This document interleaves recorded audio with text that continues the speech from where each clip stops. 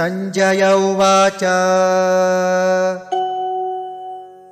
एवमुक्त्वा ततो राजन् महायोगेश्वरो हरिः दर्शयामास पार्थाय परमं रूपमैश्वरम्।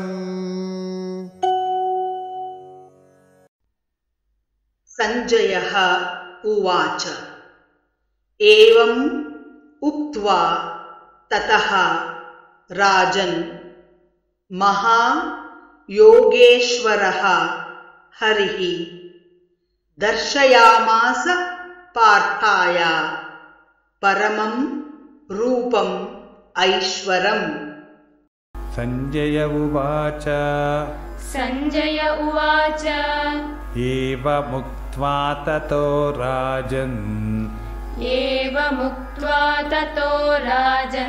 महायोगेश्वरो हरिः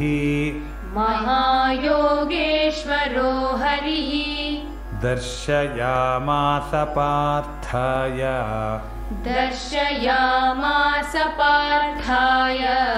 परमं रूपमैश्वरम्।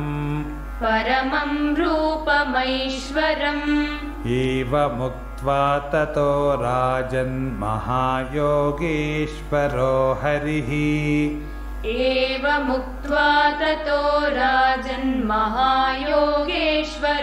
हरिः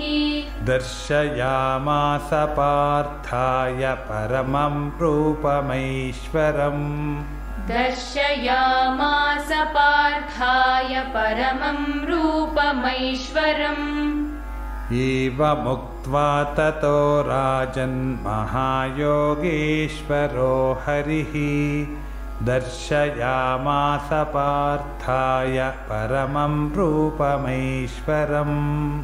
एवमुक्त्वा ततो राजन् महायोगेश्वरो हरिः दर्शयामास पार्थाय परमं रूपमैश्वरम्।